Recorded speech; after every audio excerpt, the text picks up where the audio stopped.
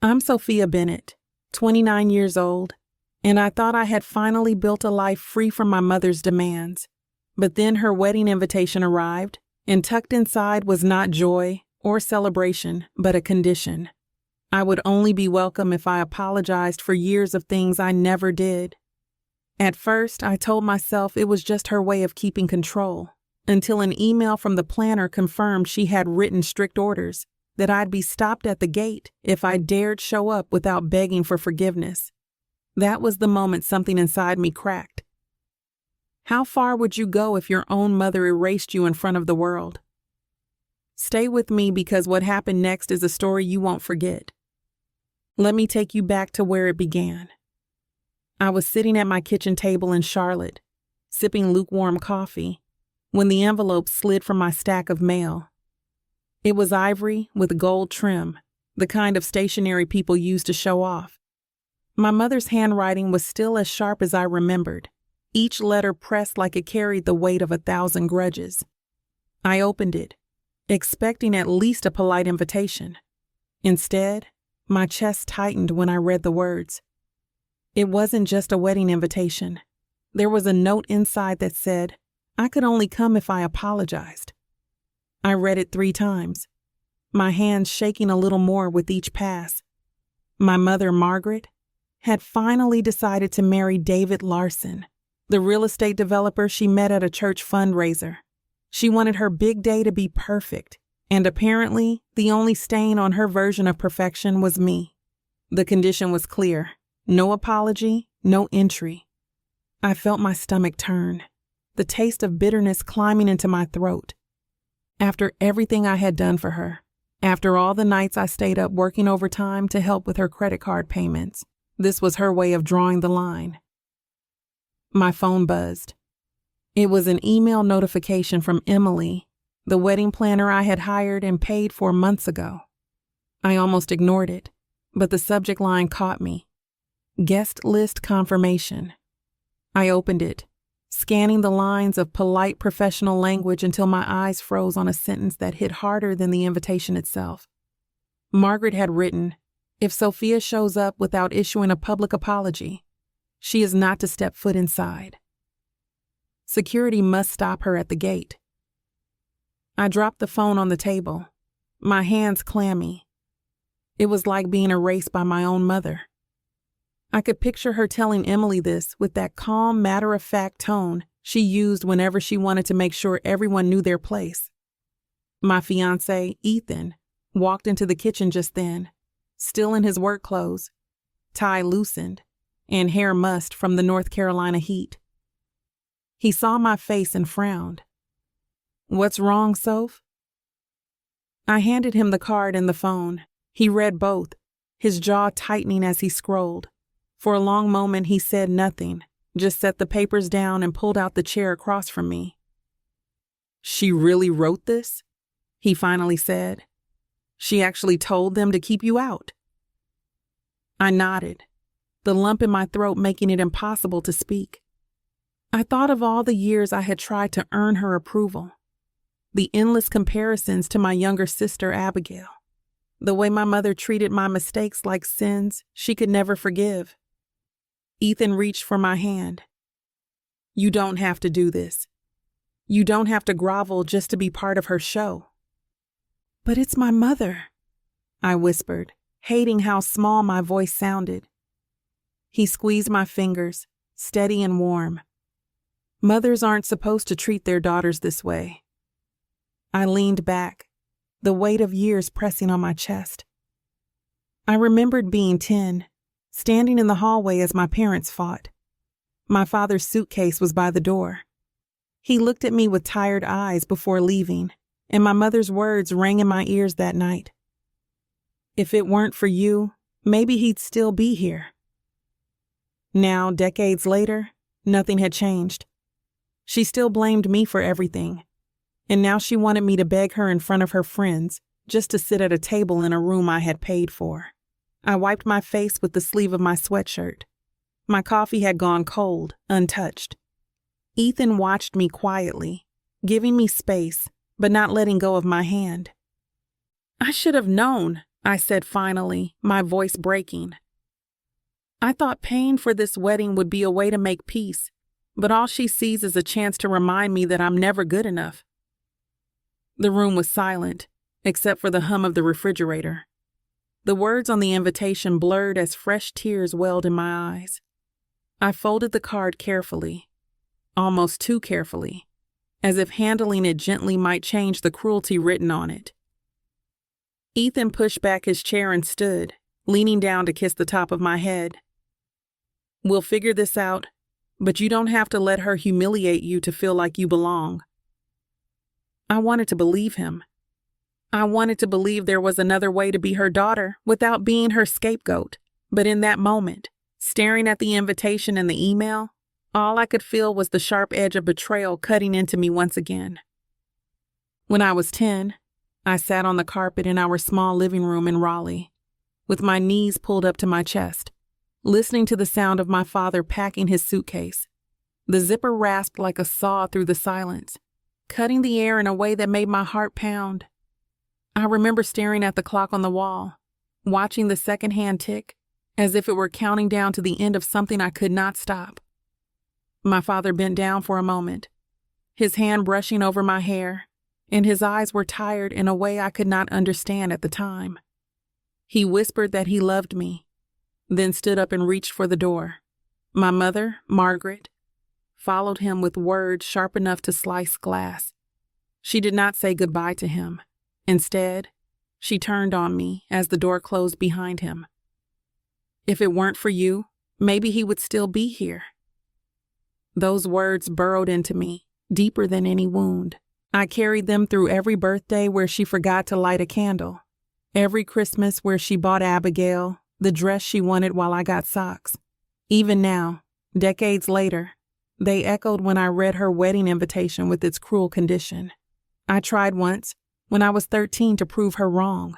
I made straight A's, worked harder than anyone else in my class, stayed late at the library to bring home honor roll certificates. I laid them out on the kitchen counter like offerings, waiting for her to look at me differently. She only glanced at them and said, "Abigail would have done it sooner." My younger sister always had her smile. Abigail's blonde curls and easy charm were the things Margaret bragged about to her friends. She was the good one, the sweet one, the one who never caused trouble. I was the reminder of a marriage that failed. Every time Abigail got a new pair of shoes or a cake with her name piped in pink icing, I swallowed down the sour taste of being less. There was a summer when I was 15 that stands out in my mind. Margaret had promised to take both of us to Wilmington for a weekend. I packed a small bag, tucked away my bathing suit, and waited by the door. She drove off with Abigail in the front seat, leaving me behind with a note on the fridge that said, "House chores must be done first." I scrubbed the kitchen floor until my knees ached, knowing full well she had never meant for me to come along. I never spoke of it to anyone, not even to my grandparents, who would sometimes shake their heads when they saw how things were. They were old-fashioned, the type to believe family business stayed behind closed doors, so I kept quiet, stuffing my loneliness into journals I hid under my bed. When I got older and started working part-time at a diner, I thought maybe money would change how she saw me. I saved up for months to buy her a necklace for Mother's Day, a simple silver chain with a small charm shaped like a heart. She opened the box and said it looked cheap, then asked if I had kept the receipt. Abigail had given her a framed photo of the two of them smiling, and that was the gift she showed off to visitors. Even now, remembering these moments makes my throat tighten. It was not just one incident. It was a pattern, a rhythm that set the beat of my childhood. I was the scapegoat, the easy target, the daughter she blamed when her life did not turn out the way she had planned. Sometimes, I wondered if she believed her own story, if she truly thought my existence was the reason my father left and her bills piled up. There were nights when I lay awake in my small room, staring at the glow-in-the-dark stars stuck to the ceiling, and tried to imagine a version of myself who was worthy of her love. No matter how I pictured it, that version always faded. By the time I turned 18, I had learned how to hold my tongue around her. Silence became my shield. Abigail could chatter and laugh, and Margaret would beam. I learned that being invisible was safer than being seen. Yet, no matter how much I tried to disappear, Margaret always found a way to remind me I was the reason for her bitterness. Now, sitting at my kitchen table decades later, the memory of her words felt like fresh bruises. That invitation was not just about a wedding. It was the same story all over again, written on expensive paper. Apologize for who you are, or stay away. Ethan came back into the kitchen and set a hand on my shoulder. "You're shaking, Soph." I pressed my palms together, trying to steady myself. "I just keep thinking about when I was a kid." She's been blaming me for everything since the day Dad left. He pulled out the chair beside me and sat close, listening. "She told me once it was my fault he walked away," I said softly. "I was 10. Can you imagine saying that to a child?" Ethan's eyes darkened. "No child should ever hear that." The clock on the wall ticked, the way it had the night my father left. I realized I had been carrying that moment inside me for 20 years, waiting for my mother to take it back, to tell me she didn't mean it. But here I was, with proof in black and white that she meant every word. I folded the invitation again and slid it back into its envelope, the edges crisp, unbent, like the walls she had built between us. For the first time, I wondered if those walls would ever come down, or if they were meant to keep me out forever. When I was 16, trouble seemed to follow me like a shadow I could never shake. There was a fight in the school hallway one spring afternoon. 2 girls were arguing over a boy, and somehow I got pulled into it. One shoved the other, books went flying, and in the chaos, I was accused of starting it. The assistant principal called my mother to come down to the school. I sat outside the office on a stiff wooden bench, trying to hold my hand still in my lap. I kept replaying the moment in my head, how I had only been standing nearby, how I never even touched anyone. When the office door opened, my mother's heels clicked sharply against the tile as she walked in. For a brief second, I thought maybe she would believe me. Maybe she would take my side just once. She stood in front of the principal's desk, arms crossed, and before I could open my mouth, she said, "She's always been difficult. This isn't the first time she's embarrassed me." My heart sank. There it was again, the reflex to point the finger at me. The principal glanced at me with pity, but said nothing. I wanted to shout, to explain, but the words stuck like stones in my throat. On the drive home, I stared out the window at the rows of oak trees, the world blurring as we sped past. She didn't ask me what had happened.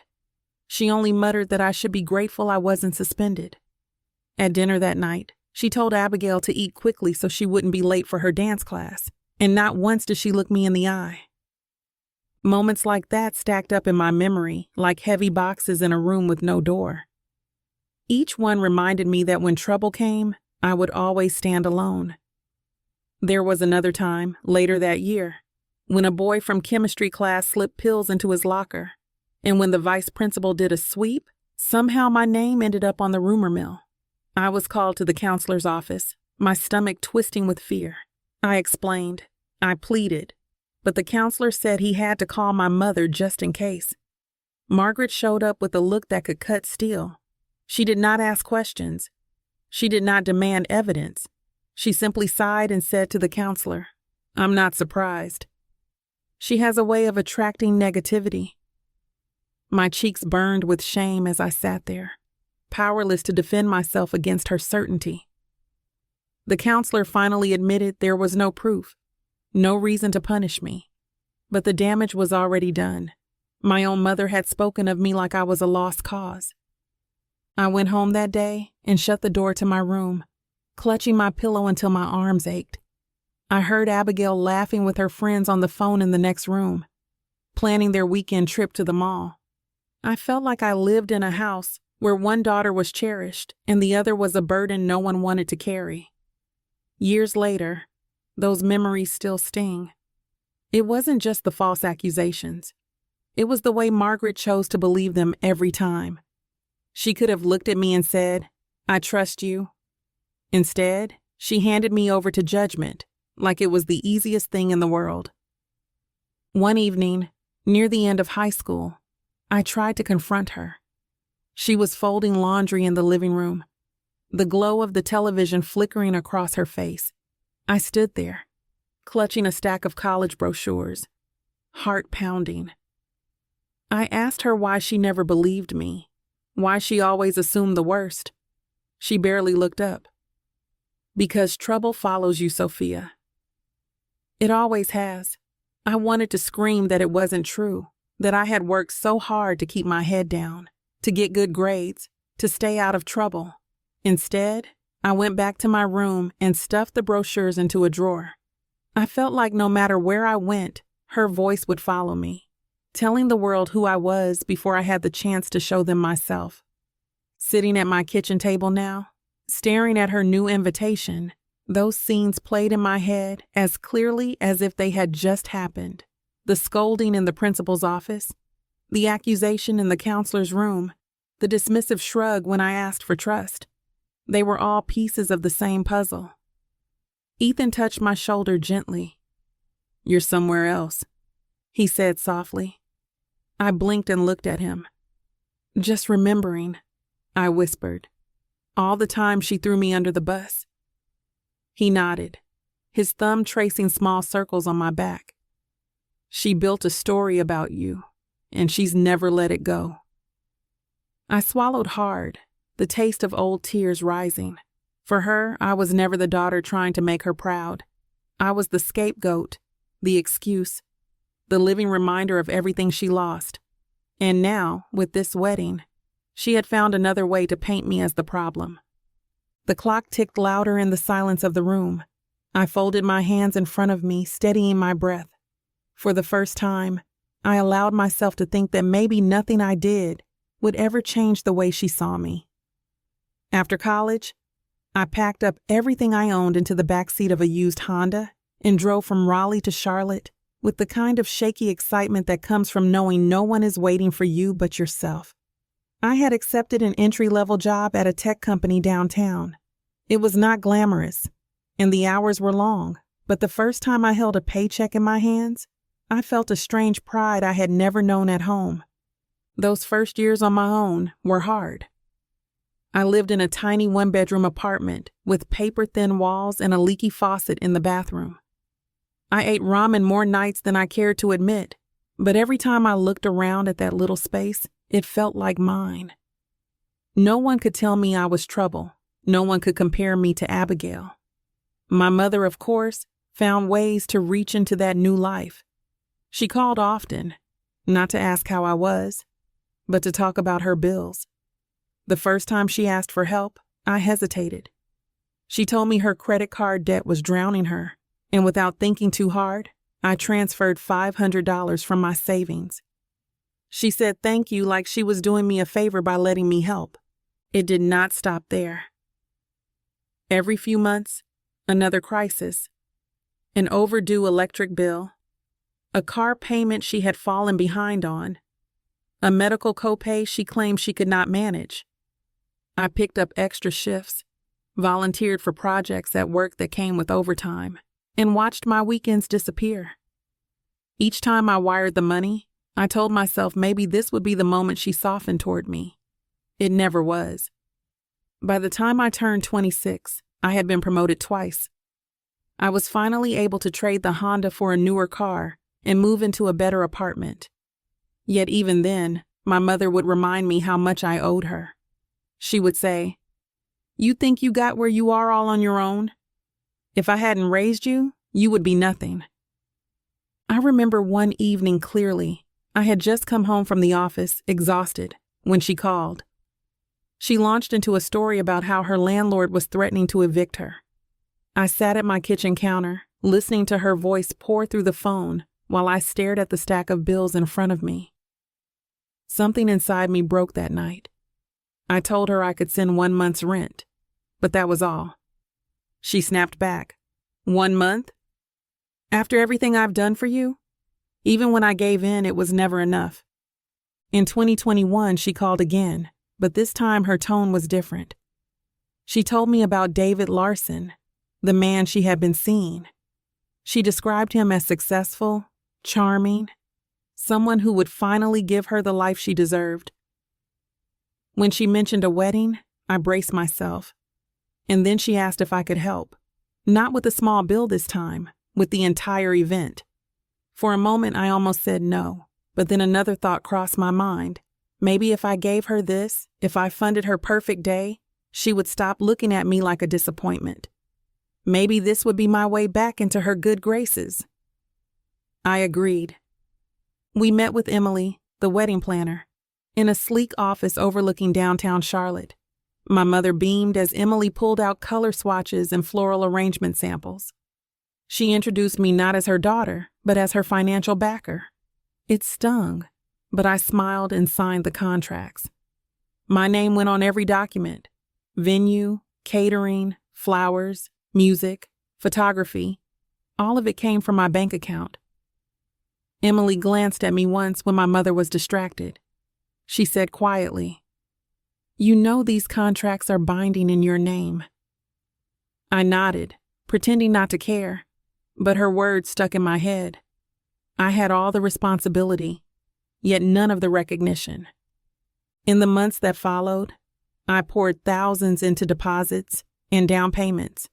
Every check I signed, I told myself this was an investment in peace. If the price of being accepted was footing the bill for a lavish wedding, then maybe it was worth it. Still, there were moments when I caught myself doubting. I would overhear my mother bragging to her friends about the event. She never once mentioned me. She would say, "David and I are planning the most beautiful celebration," not, "Sophia is making this possible." Sitting in my apartment now, with the invitation lying flat on the table, I felt the weight of all those years pressing down on me. From the first $500 I sent to the latest transfer for the florist, I had been trying to buy my way into a love that never came. Ethan came into the room and set a glass of water in front of me. His voice was calm but steady. "You know, Soph, none of this is your fault." I looked at him, searching his face for something to hold on to. "She wanted me to pay for it all," I said softly. And I did. Every contract, every check, it's all in my name.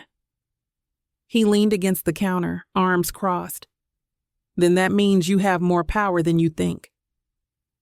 I stared at the envelope again, the gold trim catching the light. For the first time in years, I wondered if he might be right.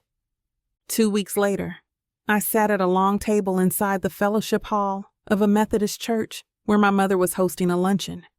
It was supposed to be a casual gathering, a chance for her to introduce David to her circle of friends. The room smelled faintly of coffee and lemon bars, and the chatter of women filled the air. I slipped into a chair at the end of the table, hoping to blend into the background. Margaret wore a pale blue dress and pearls, her hair styled to perfection. David sat beside her, smiling politely as she held court. She leaned forward, her voice carrying easily across the table. "This wedding will be the most beautiful event Charlotte has seen in years. The venue overlooks the river. The food is from the best caterer in town. And the flowers? Oh, the flowers will be flown in fresh." I felt eyes shift toward me, and for a second I thought maybe she would acknowledge my role in all of it. Instead, she tapped David's arm and said, "We are making it all happen." The word stung. I stared down at my plate, pushing crumbs of cornbread around with my fork. A woman across the table asked about the budget. My mother laughed, tossing her hair back, and said, "Let's just say my daughter owed me, and now she's finally paying it back."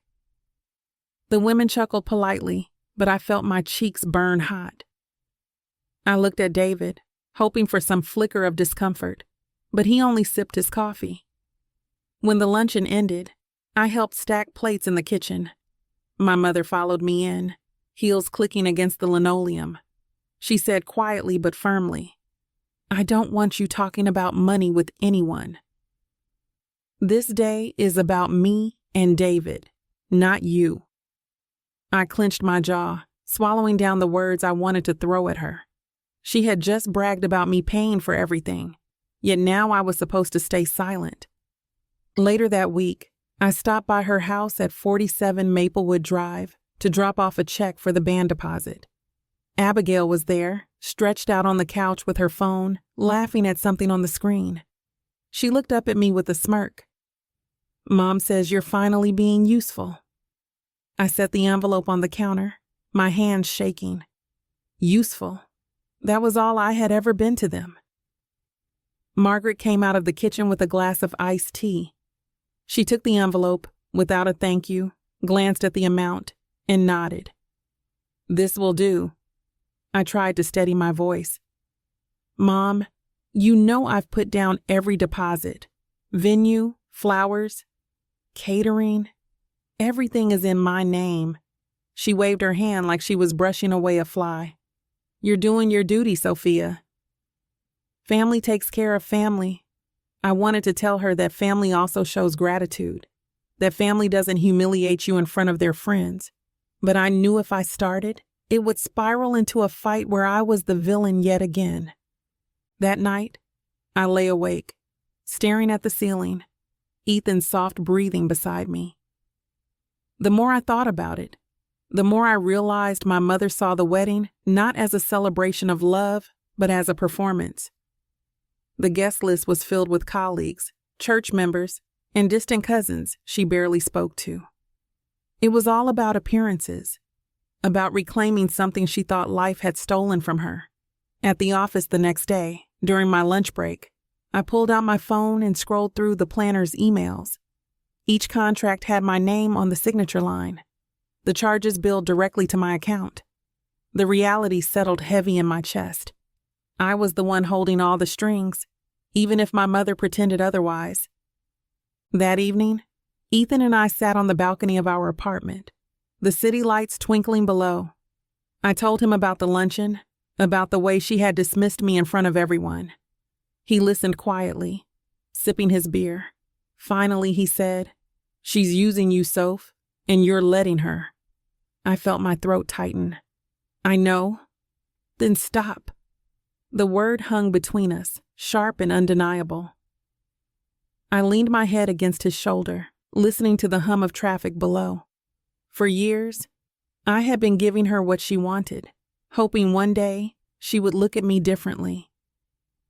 But as the night air wrapped around us, I wondered if that day would ever come. The next morning, I woke up with a heaviness in my chest that coffee couldn't fix. Ethan had already left for work, and the apartment was quiet except for the hum of the refrigerator. I sat at the kitchen table, staring at the invitation again, the gold trim catching the early sunlight. I read the words until they blurred.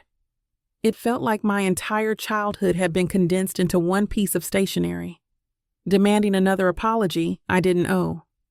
By mid-afternoon, I drove downtown to meet Lauren, a friend who worked near the courthouse. She had texted me to come by her office at 112 Court Street. When I walked in, she was finishing a call, her desk piled high with legal files. She hung up, motioned for me to sit, and slid 2 cups of coffee across the desk. "Tell me everything," she said. I took a deep breath and poured it all out. The invitation, the luncheon where my mother paraded herself, the way she told everyone I was finally paying her back as if my money was a debt owed. I confessed how trapped I felt, how guilty I would look if I pulled out, how afraid I was of being branded cruel by the entire family. Lauren leaned back in her chair, listening closely, then tapped her finger against the rim of her mug. "You do realize every contract is in your name, right? The venue, the caterer, the florist, all of it." I nodded slowly. "That means," she continued, "you hold all the power. Vendors answer to you, not your mom. If you wanted to, you could cancel everything tomorrow." Her words sent a shiver through me. I pictured the reception hall standing empty, chairs stacked in the corner, a band packing up their instruments. I imagined my mother standing in the middle of it all, furious and humiliated. The thought both thrilled and terrified me. "She'll never forgive me," I whispered. Lauren gave me a long, steady look. "Sophia, when has she ever forgiven you?" The silence that followed was heavier than anything I could have spoken. That evening, Ethan came home to find me sitting at the dining table with my laptop open, contracts spread out like battle plans. He loosened his tie and set down his briefcase. "You're really thinking about it," he said. I glanced up at him, my throat tight. "I don't know if I have it in me." He pulled out the chair next to me, his voice calm. "You've had it in you all along. You survived her. That takes strength most people never see." I stared at the paperwork. For years I had told myself being quiet was safer, that if I gave enough, maybe she would stop seeing me as a disappointment. But the more I looked at those contracts, the clearer it became. Quiet had never bought me peace. It had only made me invisible. 2 days later, my phone rang while I was at work. My mother's name flashed across the screen. I stepped into the stairwell, pressing the phone to my ear. "The florist says the deposit hasn't cleared. Did you send it?" Her voice was clipped, impatient. "Yes," I said. "It should go through tomorrow." "Well, hurry it up. We can't afford mistakes. Always we, a we that never included me." When I got home that evening, Ethan was making pasta. He glanced at me as I dropped my purse on the counter. "She called again, didn't she?" I nodded. "She doesn't even see me as part of it." He set down the wooden spoon. "Then stop letting her use you." His words echoed in my chest long after dinner was over. That Saturday, Lauren came over with a bottle of wine. We sat on the balcony, the city glowing beneath us. She told me stories about families she had represented, daughters who had been used for years until they finally stood up for themselves. She said my mother was counting on me to stay quiet, that silence was what kept her control intact. I looked out at the skyline, the hum of traffic rising from the streets below. All my life, I had been chasing approval, trying to rewrite the story my mother had already written about me. Maybe that story could never change. When Lauren left, Ethan and I lingered on the balcony. He slid his hand into mine, steady and warm. "Whatever you decide," he said, "I'm with you." The next morning I woke to an inbox full of vendor emails, confirmations, payment reminders, timelines. My mother had forwarded one with a short note. "Handle this." No thank you, no acknowledgement, just another command. I stared at the screen until the words blurred. At work, I could hardly focus. During lunch, I sat in my car in the parking garage, scrolling through contracts on my phone. Each one bore my name, my signature, my bank account tied to it. A strange feeling spread through me. For the first time, I realized the power had always been mine. That night, I laid the contracts out again on the dining table. Ethan sat across from me, watching quietly. His silence felt like trust. He was waiting for me to see it myself. I picked up the one for the venue, the biggest expense of all. My name at the bottom seemed to glow under the lamplight. It was like seeing my own reflection after years of thinking I had disappeared. I pressed the papers flat, my hand steady now. For the first time in years, I felt the edges of control shift into my hands. Not freedom yet, not fully, but the outline of it was there, waiting for me to step across. The next day, I woke with the uneasy feeling that I could not keep pushing this conversation off. My mother's voice had lived inside me for so long, but now the weight of those contracts on my dining table was louder. Ethan left early for a meeting, kissing my forehead before he went. I sat at the kitchen counter with a cup of coffee gone cold, staring at the stack of papers that held both my burden and my power. I knew I had to face her. I called that afternoon and asked if we could meet. Her tone was clipped, annoyed, but she agreed. She suggested a diner off I-77, the same one we used to go to after church when I was a teenager. I drove there with my hands gripping the wheel tighter than usual, my heart thudding with a mix of fear and determination. When I walked in, she was already seated in a booth, her posture perfect as always. A glass of iced tea sat sweating on the table in front of her. Abigail was with her, lounging against the seat with her phone in hand. I slid into the opposite booth, smoothing my palms against my jeans to hide the tremor in my hands. "I want to talk about the wedding," I began. Margaret's eyes flicked up from her glass. "You don't need to talk. You just need to do what I asked." My throat tightened. "You mean apologize?" "Yes, apologize," she said, her voice sharp and cold. "Stop making this all about you." Abigail finally looked up from her phone, smirking. "She's right, Soph. You're always dramatic. Why not just say you're sorry and be done with it?" I looked from one to the other, feeling the familiar sting of being cornered. My voice shook at first, but I forced it steady. "Mom, I've put down every deposit. Venue, caterer, florist. All of it is under my name. I thought this was supposed to be a chance to make peace, not another way to humiliate me." She set her glass down, unimpressed. "You're doing your duty, Sophia. That money doesn't change the past. You owe me that much." The words slammed into me. Duty? Oh. I thought of the years I had bent myself in half to keep her afloat, the loans I had taken, the nights I had cried myself to sleep after she called me ungrateful. I reached into my bag and pulled out the folder of contracts. I laid it flat on the table and slid it toward her. "Do you understand what this means? These are my contracts. If you don't want me there, then none of this happens."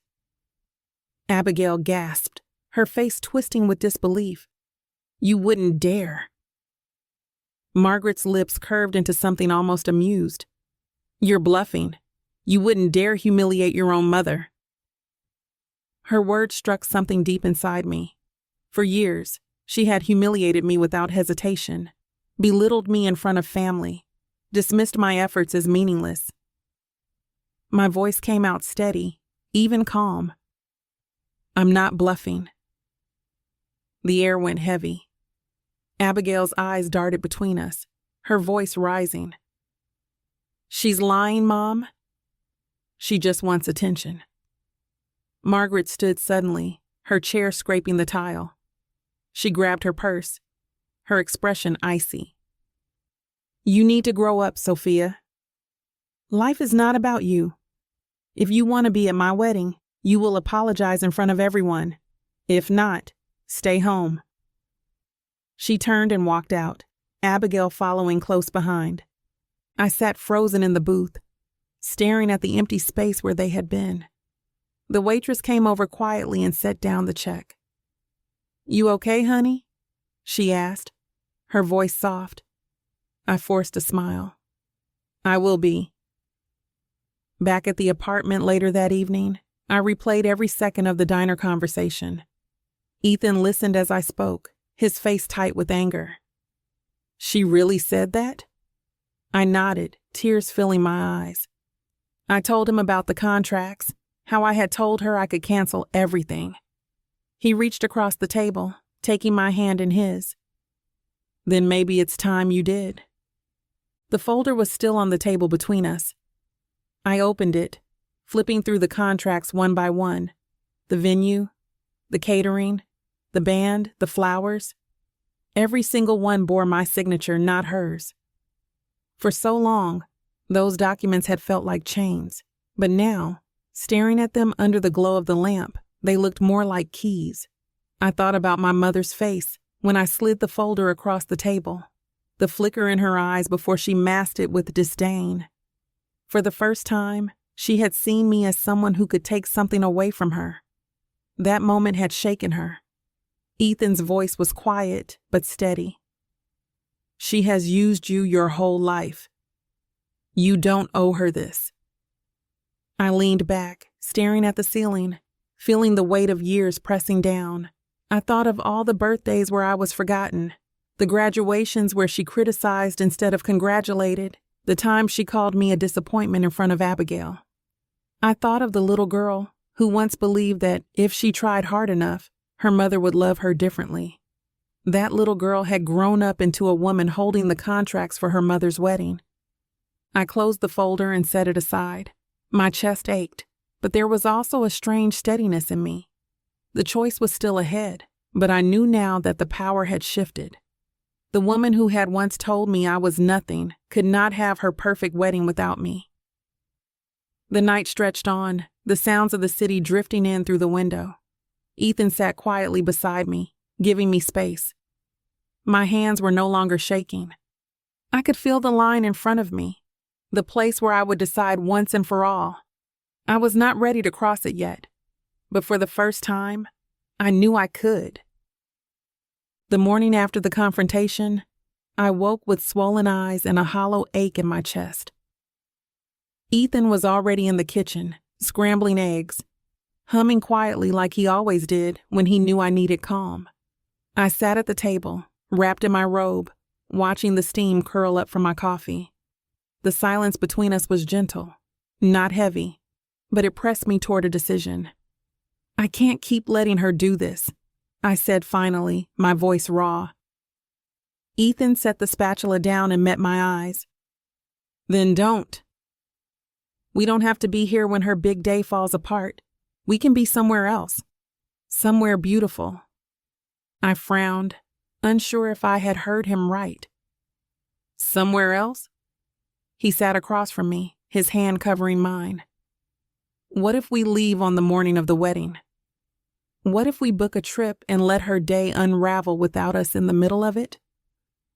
The idea was so bold it knocked the breath out of me. For years, every choice had been about her. Now Ethan was telling me I could choose myself. Where would we go? I asked softly. He smiled, the corners of his eyes crinkling. Maldives. 10 days. Sun, water. No one telling you you're not enough. I laughed, shaky but real. The Maldives, I had seen pictures of the white sand, the turquoise waves, the bungalows that floated above the water. It sounded like another world, one I had never allowed myself to imagine living in. Ethan pulled his phone from his pocket and started searching flights, his energy steady, determined. He looked at me over the screen. Say yes, Soph. Let's turn her day into our escape. My heart pounded as I thought about it. I pictured my mother standing in a room full of guests, her voice sharp, demanding to know where the flowers were, where the caterers had gone, where her daughter was. Then I imagined myself on a beach half a world away, warm sand between my toes, the ocean wrapping me in peace. The contrast was almost dizzying. That afternoon, we booked the flights. My hands trembled as I typed in my card information, but when the confirmation email arrived, something shifted inside me. It felt like the first real choice I had ever made for myself. For the next few days, I lived in two worlds. At work, I smiled through meetings and typed out emails as if everything was normal. At home, I checked travel guides and looked at pictures of the resort Ethan had found. All the while, my phone buzzed with messages from my mother, payment reminders, guest list changes, demands written with no thank you attached. One night, she called, her tone brisk.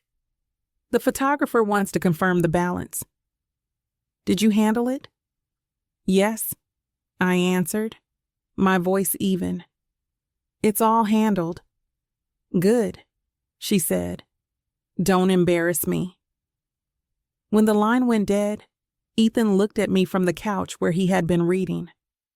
You don't owe her explanations anymore, he said. I nodded, clutching the phone tighter. The truth was, I was still afraid, still tangled in the web of her approval. But every time I opened my email and saw the itinerary for the Maldives, I felt the knot loosen just a little more. A week before the wedding, Lauren came by with takeout. We spread cartons of noodles and dumplings across the table, and she listened as I told her about the diner confrontation, about the trip Ethan and I had planned. Her eyes lit up. "That's brilliant, Soph." "You'll be free while she's unraveling." I bit my lip. "Do you think I'm cruel?" Lauren set her chopsticks down. "No, you're reclaiming your life. She has humiliated you for decades. Sometimes justice is quiet. Sometimes it's loud. This is both." Her words sank deep. For years, I had thought justice meant enduring, holding myself together while others tore me down. Maybe justice could also mean leaving, choosing peace over performance. The night before the wedding, I packed my suitcase. The sound of zippers and folded clothes was oddly soothing. Ethan came into the bedroom holding 2 passports. He placed them on the nightstand and kissed the top of my head. "Tomorrow," he whispered, "we'll be gone." Sleep did not come easily that night. I lay awake, staring at the ceiling, the memories of childhood flashing through my mind like an old film reel. My mother's words, Abigail's smirks, the endless striving to be enough. But layered over those images was something new, something fragile and steady, choice. When dawn broke, the sky still pale, Ethan and I loaded our bags into the car. The city was quiet, the streets nearly empty. As we drove to the airport, my phone buzzed on the ride there. It was my mother, then Abigail, then the planner. I turned the phone face down, the vibrations muffled against my bag. At the gate, I watched the plane pull up, its nose glinting in the sunlight. My heart raced, a mix of fear and exhilaration. Ethan reached for my hand. "Ready?" I nodded, my voice barely a whisper. "Ready." As we walked down the jet bridge, I felt the weight I had carried my whole life begin to lift, piece by piece. I wasn't crossing into freedom fully yet, but I was stepping closer, one boarding pass at a time.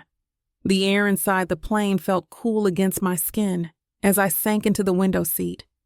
Ethan tucked our bags overhead and sat beside me, his hand finding mine as the engines roared to life.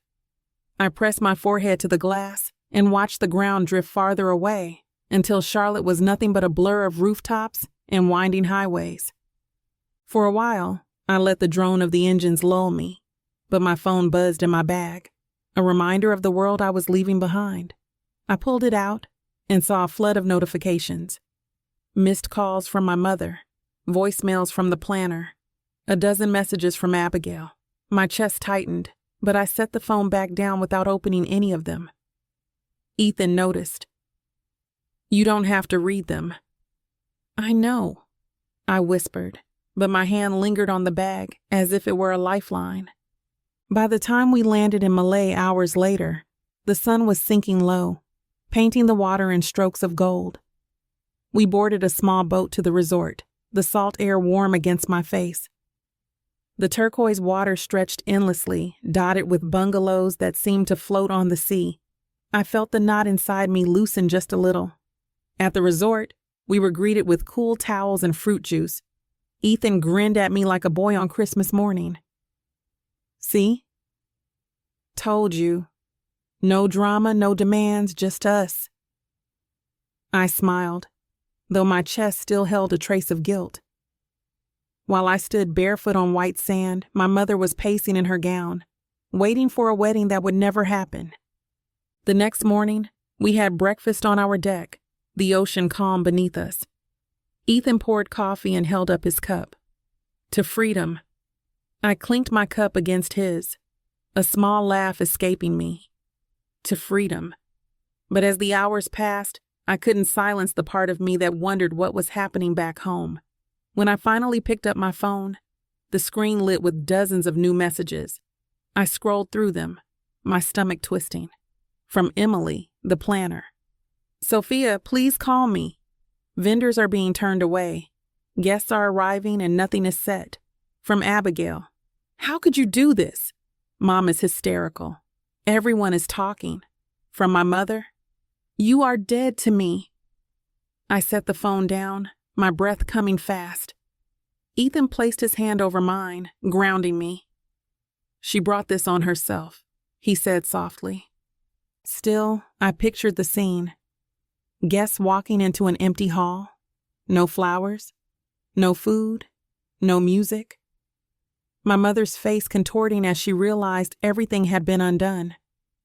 Later that afternoon, we lounged by the infinity pool, the sky a perfect blue. I ordered a cocktail, but my hand still shook as I lifted the glass. Ethan wrapped his arm around my shoulders. "You did what you had to do. You gave her every chance, Soph. She chose to treat you like nothing." I nodded, but a part of me still ached. It wasn't joy I felt. It was relief mixed with sorrow, a quiet mourning for a relationship that had never truly existed. That evening, as the sun dipped below the horizon, I opened my phone again. This time, I saw a news alert from a local outlet, the wedding that never happened. My pulse raced as I clicked. There on the screen was a photo of the venue, doors locked, guests milling about in confusion. The headline described a grand event that collapsed when vendors failed to arrive. Reporters noted that the bride had been seen arguing with staff before leaving in tears. Ethan leaned over my shoulder. "Karma has a funny way of showing up, doesn't it?" I swallowed hard, staring at the image. For years, she had painted me as the source of her misery. Now the world was seeing a different story. When I put the phone down, the waves crashed softly against the stilts of our bungalow. I took a deep breath, inhaling the salt air. My heart was still heavy, but the sound of the ocean wrapped around me like a promise. That night, I lay beside Ethan, listening to the ceiling fan whir above us. He was already drifting into sleep, his hand resting over mine. I closed my eyes, letting the rhythm of the waves guide me. For the first time in a long time, I did not feel like I was waiting for her approval. I felt like I was learning how to breathe on my own. The morning light poured across the water like molten gold when I finally opened my eyes. Ethan was still asleep, his arm draped over me, his breathing slow and even. I eased myself out of bed and stepped onto the deck, pulling the curtains wide. The ocean stretched out forever, calm and endless, and I stood there gripping the railing until my knuckles turned white. It was the first time in years that I woke up without feeling like I had to brace myself for someone else's demands. I made coffee and sat cross-legged on the deck with my journal, the one I always carried but rarely wrote in. My hand trembled as I set the pen down on the page. The words came slow at first, then spilled like they had been waiting for this moment. I wrote about the diner, the way my mother's eyes had narrowed when I slid the contracts across the table. I wrote about Abigail's smirk, about how I had swallowed humiliation for so long it had almost become part of me. Then I wrote about stepping on the plane, how each mile we put between us and Charlotte felt like shedding another layer of her control. Ethan came out, his hair mussed, carrying 2 cups of coffee. He sat beside me and kissed my temple. "What are you writing?" "Just trying to get it out of my head," I said. "Good. Don't keep it locked inside." We spent the morning walking along the shoreline. The sand was soft under our feet, the waves warm as they lapped at our ankles. A young couple nearby laughed as they built a clumsy sandcastle. For a moment, I envied their lightness, that easy joy that had never been mine in my mother's house. Ethan squeezed my hand as if sensing my thoughts. "This is your life now, Soph. You get to choose." When we returned to our bungalow, my phone buzzed nonstop in the drawer where Ethan had tucked it the night before. I hesitated, then pulled it out. Dozens of messages blinked on the screen, voicemails, missed calls. My stomach clenched. Against Ethan's gentle protest, I pressed play on one. It was my mother's voice, sharp with fury. "How could you do this to me? Do you have any idea what people are saying?" David walked out. The guests left humiliated. I will never forgive you for this. Her words stabbed like knives, but underneath the rage, I heard something else. Desperation. For once, she was the one explaining herself, trying to claw back the image she cared so much about. I deleted the message without listening to the end. Another voicemail, this one from Abigail. You're disgusting. Mom is devastated.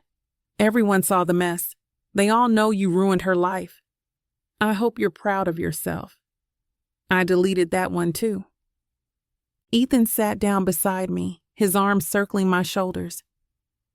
You don't have to let them pour that poison into you anymore. I nodded, pressing my face into his chest. For years I had carried their words like gospel. Now I was learning they were nothing more than weapons. That evening, the resort set up dinner for us on the beach. A low table, lanterns glowing in the sand, the sound of waves steady in the background. The food was exquisite, but it was the silence that felt like a feast. No sharp words, no comparisons, no threats, just the two of us under the stars. Halfway through the meal, Ethan raised his glass. To letting go, he said softly. I clinked mine against his. To letting go. But even as I spoke the words, my mind drifted back to Charlotte. I imagined my mother standing in front of the locked venue, her gown dragging in the dust, her guests whispering as they realized there was no food, no flowers, no celebration. I imagined the fury in her eyes, the panic in her voice. And though guilt flickered for a moment, something stronger pushed against it. A quiet certainty that she had finally felt the weight she had laid on me for years. Back in the bungalow, I sat on the bed with my phone in my lap. I opened the news app, and there it was. An article titled, "The Wedding That Never Happened." A blurry photo showed the venue with its doors locked, guests milling in confusion. My mother's face caught mid-argument with staff. The story detailed how vendors had pulled out, how the bride was seen leaving in tears. My chest tightened as I scrolled, but I could not look away.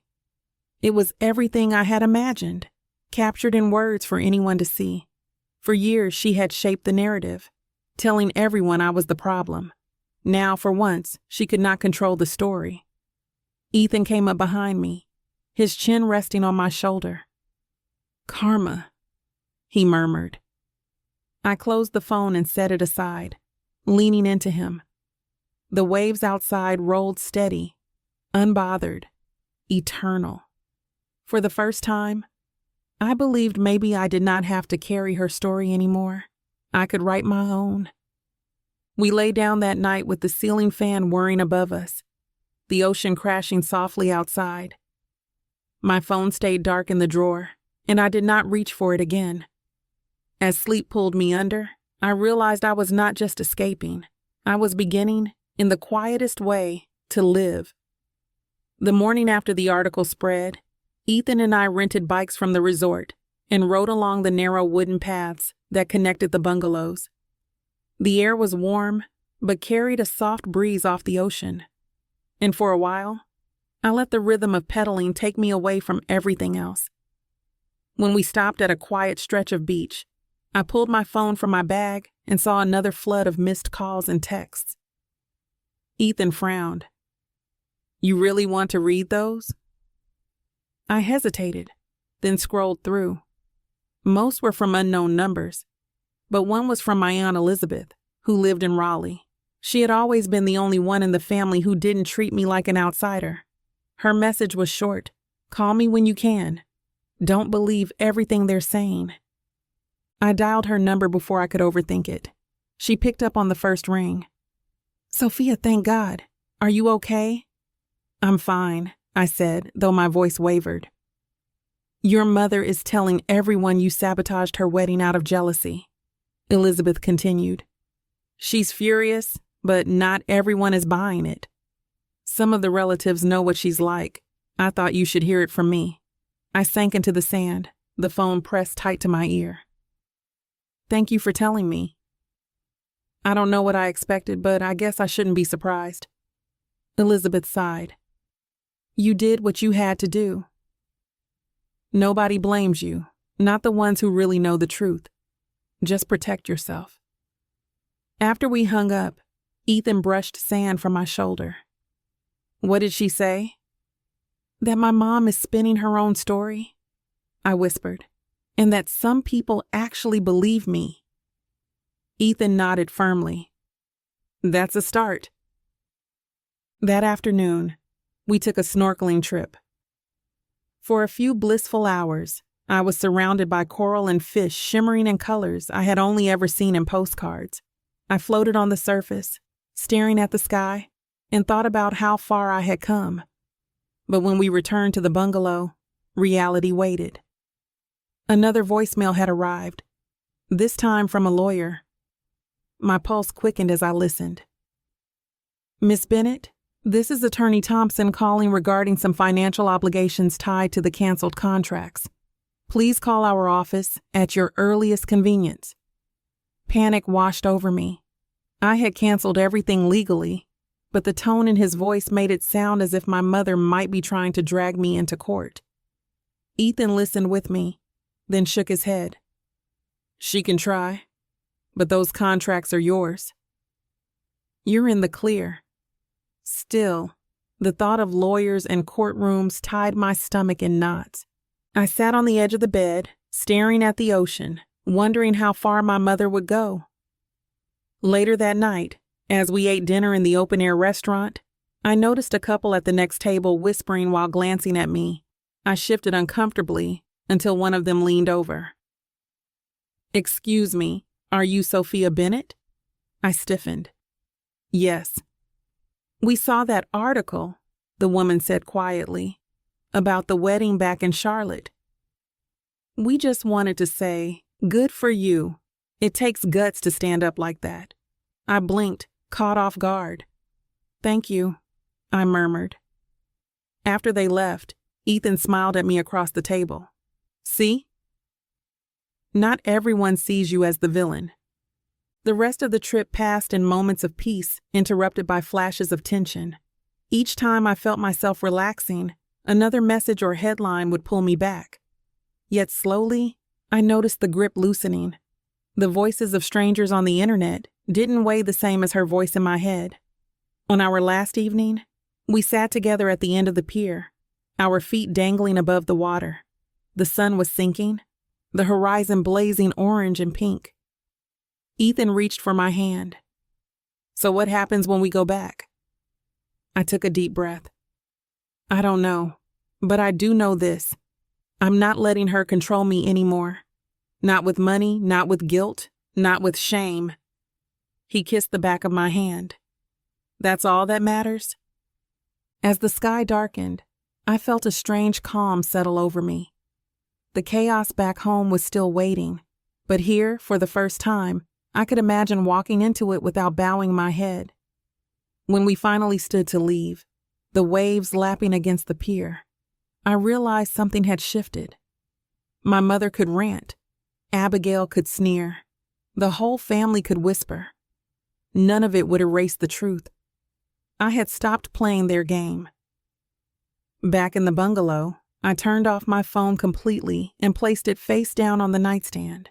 Then I climbed into bed beside Ethan, curling into the steady warmth of his body. The ocean whispered outside, steady and endless. For the first time, I felt like I could face whatever waited in Charlotte, not as a daughter begging for scraps of love, but as a woman who had finally found her own voice. When our plane touched down in Charlotte, the weight of the air felt different, heavier somehow. But I carried myself differently too. Ethan and I walked through the terminal with our bags in hand, and for once, I didn't dread what was waiting for me on the other side. Outside, my father's brother, Uncle William, waved from the curb. He had been the only one from my mother's side of the family to reach out with something that felt like care instead of condemnation. He hugged me tight, whispering that I looked stronger than he had ever seen me. On the drive home, he filled me in. Your mother is furious, but people are starting to see the cracks. Some relatives think you did the right thing, especially after how she treated you at that dinner. Abigail is still parroting her story, but it's not landing the way she thinks. I listened quietly, my hands folded in my lap. It was strange to hear that sympathy existed at all after a lifetime of blame. When Ethan and I got back to my apartment, I found an envelope taped to my door, my name scrawled across the front in my mother's handwriting. It made my stomach twist. Inside was a short note. "You are no longer my daughter. Do not contact me again." I stared at the words until they blurred. Ethan reached for the paper and set it down on the counter. "You don't need to let that destroy you." I took a deep breath and nodded. It hurt, but it also freed me in a way I hadn't expected. The final cut had already been made. Over the next week, the storm in town raged. Articles circulated. Whispers moved through church gatherings. Neighbors looked twice at me in the grocery store. But instead of shrinking under the weight, I held my head high. Elizabeth invited me over for dinner, and when I arrived, she hugged me with tears in her eyes. "You don't know how many of us wished you would finally stand up." One night, as Ethan and I sat on the balcony watching the city lights, he asked if I regretted any of it. I thought about the Maldives, about the locked doors of the venue, about my mother's voice cracking in that voicemail. I shook my head slowly. No, I regret that it had to come to this, but not that I chose myself. A month later, word spread that my mother had quietly married David in a courthouse ceremony. No guests, no flowers, no music. Abigail posted a blurry picture online, trying to make it look like a triumph, but everyone saw the hollowness. For once, I did not feel a pull to respond. I closed the app and set my phone aside. I poured my energy into my own life. At work, I stopped letting people walk over me the way I used to. With Ethan, I let myself dream out loud about the future. And with myself, I began to practice something I had never truly known: forgiveness, not for her, but for me. One Saturday morning, as I sat with a cup of coffee and sunlight streaming across the floor, I realized I felt something I hadn't felt since childhood: peace. It wasn't perfect, and it wasn't permanent, but it was mine. I thought about the women who might hear my story, women who had been dismissed, belittled, or made to feel small by the very people meant to love them. If they could take anything from my journey, I wanted it to be this: you don't have to keep bleeding just because someone else calls it love. My mother's wedding would never be remembered as the celebration she dreamed of. But my choice, as painful as it was, gave me something she could never take away: my freedom. If you stayed with me through this story, thank you. I would love to know what you think. If you have lived through something similar, or if this reminded you of your own journey, share your thoughts in the comments. And if you want to hear more stories like mine, please like this video and subscribe. Your support means the world, and it helps keep these stories alive.